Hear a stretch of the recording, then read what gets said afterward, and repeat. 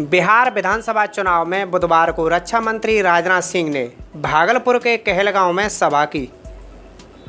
यहाँ वह अपने रंग में थे। उन्होंने रैली में अधिकांश बातें भोजपुरी में की। लोगों से जुड़ने के लिए उन्होंने कई वादे किए और करवाए भी। राजद और कांग्रेस पर भोजपुरी में ही तंज कसा तो सभा तालियों से गूंज उठी। राजनाथ सिंह ने जैसे ही कहा, यहाँ लालटेन फूट गई है, तेल बह गई है, तभी भीड़ से आवाज आई, हाथ जल गया है। तो राजनाथ सिंह ने हंसते हुए कहा, लालटेन फूट गई है, हाथ जल गया। अरे सुना कर, हमरो सुना, लालटेन फूट गई है और तेल बह गई है। अब न पंजा का चली और न उनका कोई खेल चले।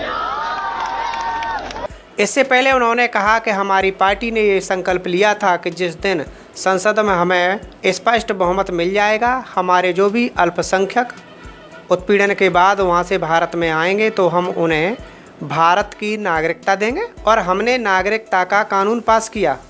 उन्होंने कहा कि भारत का विभाजन हुआ, विभाजन नहीं होना चाहिए था।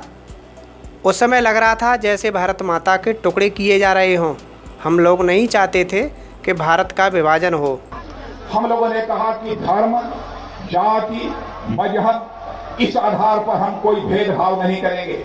लेकिन आप लोगों ने देखा, सरकार बनने के बाद मुस्लिम बहनों के साथ जिस प्रकार का जुल्म होता था, 3 बार तलाक तलाक तलाक बोल दिया और उसकी छुट्टी हो गई। बहनों भाइयों, 3 तलाक के कानून को भी चुटकी बजाकर हम लोगों ने समाप्त कर दिया। हमने अपने वादे को पूरा किया। भारत का विभाजन हुआ। भारत का विभाजन नहीं होना चाहिए था बहनों भाइयों। और उस समय लग रहा था जैसे कि भारत माता के टुकड़े किए जा रहे हों।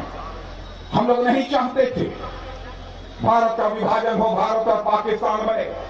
लेकिन भारत का विभाजन होने के बाद जो वहां पर अल्पसंख्यक रह गए थे, यानी हिंदू हो, सिख हो, बौद्ध हो, जैन हो, पारसी हो, ईसाई हो, जो भी रह गए थे, लगातार उनके ऊपर जुल्म ढाया जा रहा था। और आजादी हासिल होने के समय जब बंटवारा हुआ था, उस समय इन सारे अल्पसंख्यकों का जो प्रतिशत वहां पर था, वह लगातार गिरता चला गया। इसे देखते हुए हमारी पार्टी ने यह संकल्प लिया था कि जिस दिन भारत की संसद में हमको स्पष्ट बहुमत मिल जाएगा, हम वहां से जो भी हमारे अल्पसंख्यक वहां के लोगों के द्वारा उत्पीड़न किए जाने के बाद भारत में आएंगे तो हम उन्हें भारत की नागरिकता देंगे बहनों भाइयों। और हम लोगों ने भारत की नागरिकता का भी कानून उन्हें पास किया।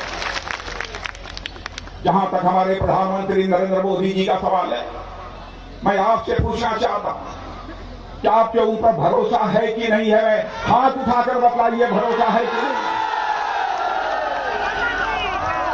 क्या कभी आपने कल्पना किया था गरीब माता की कोख से पैदा हुआ कोई एक ऐसा व्यक्ति भारत का प्रधानमंत्री बनेगा जो इस बात की चिंता करेगा कि भारत में रहने वाले हर गरीब के पास भी अपना पक्का मकान होना चाहिए?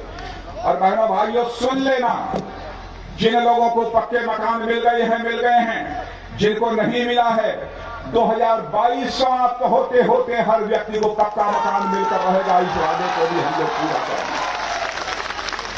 एक नहीं, ऐसे बहुत सारे हम लोगों ने वादों को पूरा किया। मैं याद दिलाना चाहता हूं, राजीव गांधी जी हमारे प्रधानमंत्री थे। बहनों भाइयों, मैं किसी प्रधानमंत्री के बारे में कभी भी अपशब्दों का प्रयोग नहीं करता हूं, गाली गलौज नहीं करता हूं।